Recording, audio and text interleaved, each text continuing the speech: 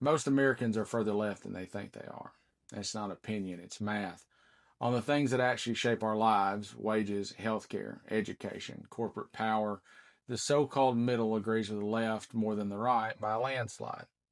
You'd never know it from watching the news or listening to Congress because the people who set the political stage have spent decades convincing voters that the middle lives somewhere between a hedge fund's quarterly report and a culture war sermon. The middle they sell you is a scam. It's a mirage on the horizon painted in red, white, and blue by the same hands that close your factories, raise your rent, and told you to blame your neighbor. And for decades, the right wing, call it conservative, Republican, or MAGA, has stopped even pretending to legislate for the public. They legislate for donors, for think tank cronies, for talk radio outrage addicts. They take the values people actually live by, like hard work and fairness and community, and they gut them. They leave the skin intact so they can stuff it full of tax cuts for billionaires and subsidies for corporations. Then they hold it up like a parade banner and tell you it's freedom. And the Democratic Party shouldn't get too comfortable. They've got their own rot. They run on promises they never deliver. They slow walk reforms into oblivion. They keep one hand on the working class and the other in the pocket of the same corporate donors as the Republicans. They'll tell you they're the firewall against extremism while quietly letting the same old corporate agenda slip through the cracks. And meanwhile, the economy is splitting open beneath the polish of a press release.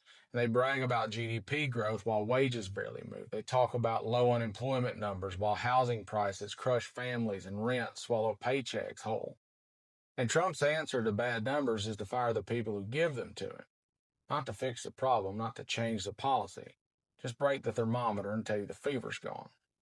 And the punchline is this: those radical ideas they tell you to fear, Medicaid for all, living wages, universal child care, fair taxes on the rich, public housing that isn't a warehouse for poverty, a climate plan that might actually save your grandchildren. These aren't fringe dreams. They're where the majority already lives. And the shift toward democratic socialism isn't about importing some dusty foreign ideology. It's about finally admitting that basic fairness is not radical, that the wealth of this country should serve the people who create it. The only reason those ideas sound dangerous is because for decades they've poisoned the label. Socialism is a ghost story. They whisper it in your ear so you never stop to ask why your health care costs more than your mortgage, or why your boss pays a lower tax rate than you do. You see, the fear lives in the word, not in the policy.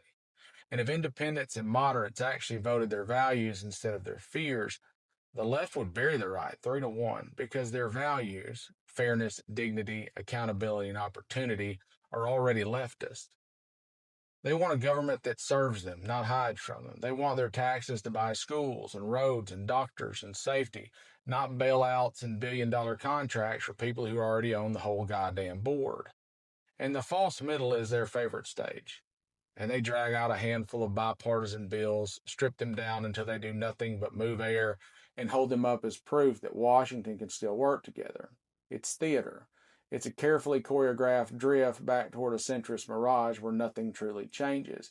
And they call it compromise, but it's just a handshake between check writers while the rest of us clap for a show that was never meant to solve anything. The fight isn't between left and right. It's between the people and the machine that's been grinding them down for decades. The middle they talk about isn't a real place. It's a holding pen bent out of fear and false choices. And once you strip away that propaganda and the polling and the donor bought talking points, you start to see the truth. And here it is. You've been standing in the real middle your whole life. You've been told to fear your own instincts. You've been told to settle for scraps while the table groans under the weight of someone else's feast. And they tell you what you want is too radical. It's too expensive. It's too impossible. But the only thing that's too expensive is letting the system keep bleeding you dry.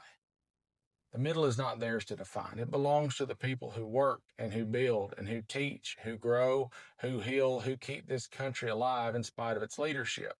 And when that middle stops apologizing for wanting what it has already earned, when it spits out the fear and starts speaking in the language of reality, then that mirage will burn away. And when that happens, the ones who have ruled by division and distraction will have nothing left to stand on. Because a country that knows its own mind cannot be bought, it cannot be fooled, and it sure as hell cannot be stopped. Defiance till death.